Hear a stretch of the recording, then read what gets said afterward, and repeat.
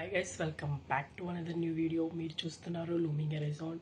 So ఈరోజు what is ego అంటే ఏంది అని తెలుసుకుంటాం. ఆ బ్రెయిన్లో ఉన్నది నేనే కదా అని అనుకుంటావు, కానీ నో, లోపల ఇంకొకడు ఉన్నాడు. Loud, dramatic and slightly delusional. వాడి పేరే ఈగో. నీ షో అంతా రన్ చేసేది వాడే. He is the CEO of overthinking private limited. మీద ఎవరైనా జోక్ వేస్తే మధ్యలో వాడు సడన్గా హర్ట్ అవుతాడు. ఎక్కడ లేని కోపం వస్తుంది. ఆ కోపంలో వాడేమో డిసిజన్ తీసుకుంటాడు. వాడికి ప్రతి దానికి కోపం వస్తూ ఉంటుంది. వాడెవడో మన కారు ఓవర్టేక్ చేశాడు, మనకి ముందు చెప్పాలి కదా, భోజనం ముందు మనకి వడ్డించాలి కదా, మనకి ఎందుకు విష్ చేయలేదు. ఇలాంటి చిన్న చిన్న విషయాలకి వాడికి కోపం వచ్చేస్తూ ఉంటుంది. నువ్వు సారీ చెప్పద్దురా, చెప్తే వీక్ అయిపోతావు. నువ్వు తగ్గించుకోవద్దు, నీ వాల్యూ నీకు తెలీదు. ఇలాంటి చాలా టిప్స్ మీకు చెప్తూ ఉంటాడు.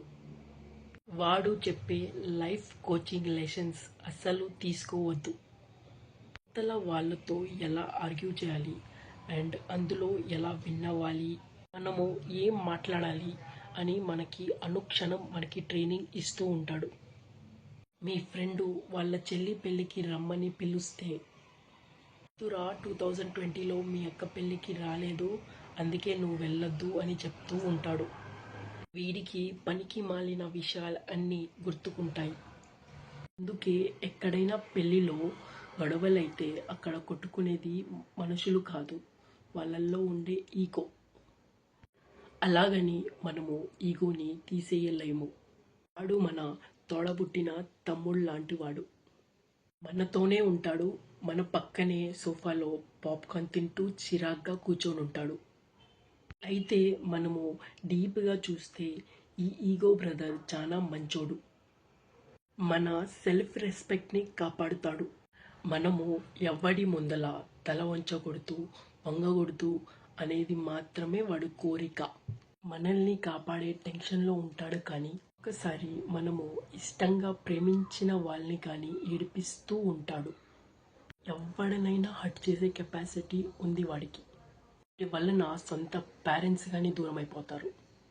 వీడి వలన మీ సొంత ఫ్యామిలీ మెంబర్స్ కానీ దూరం అయిపోతారు.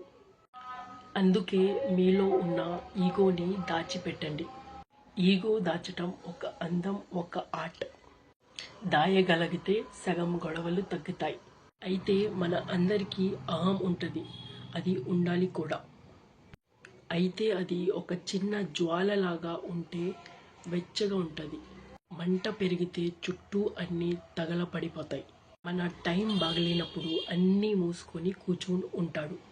కానీ ఏమాత్రం టైం బాగున్నా వీడిని పట్టుకోలేము. అందుకే ఎప్పుడు ఎవరైనా మీతో మాట్లాడితే మీరే మాట్లాడండి.